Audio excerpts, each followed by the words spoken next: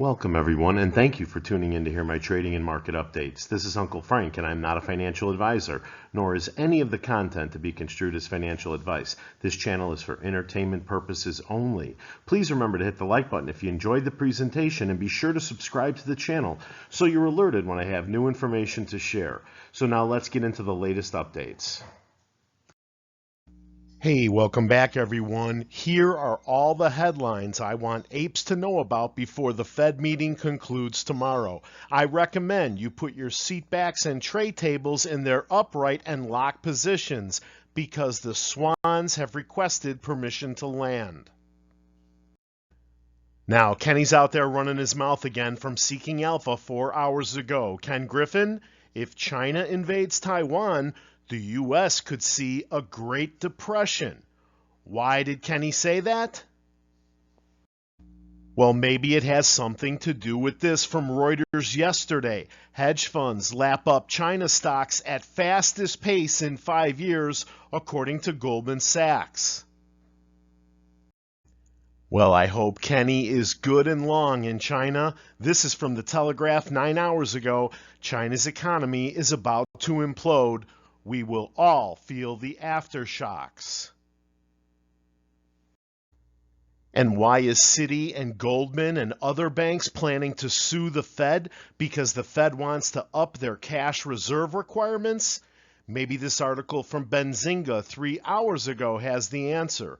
Is $203 trillion in derivatives held by Goldman Sachs, JP Morgan, and other top banks causing an everything bubble?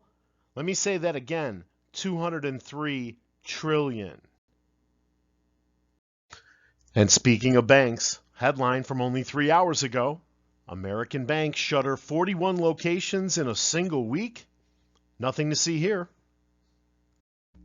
And from Markets Insider only 7 hours ago, Black Swan author and my man Nassim Taleb says the U.S. is heading for a debt death spiral. And from only 4 hours ago, the office meltdown will result in $1 trillion of losses, real estate billionaire Barry Sternlicht says.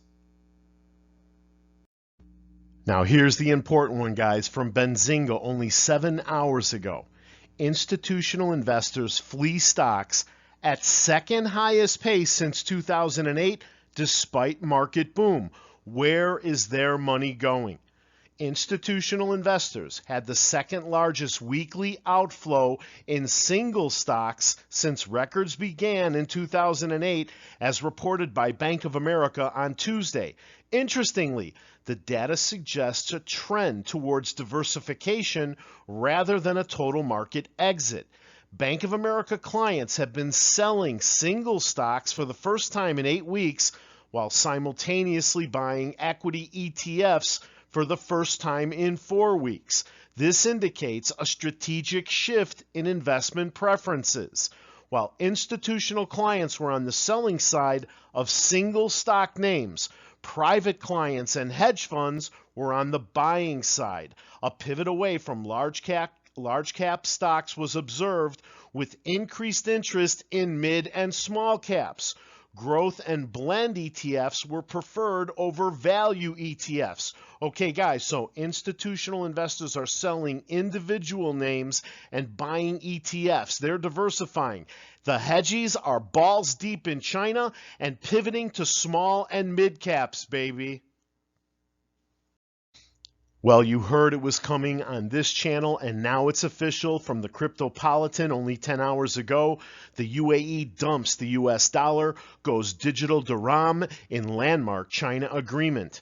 In a notable move reshaping the global economic landscape, the United Arab Emirates, a member of the BRICS alliance, has recently undertaken a significant shift in its international trade transactions. Departing from the traditional reliance on the US dollar, the UAE has opted to pay its dues to China using a newly introduced digital dirham, a digital version of its national currency. Hey, let's end this one on a high note from 4 hours ago. From Bitcoin to XRP, Why betting against these 7 cryptos is a big mistake. XRP featured in that article, but I prefer XRP Ledger records new milestone with 5 million plus active wallets. And from yesterday, at press time, the XRPL boasted 5.08 million wallets. Since the beginning of 2020, there has been a remarkable increase of 170% in the number of XRP wallet holders.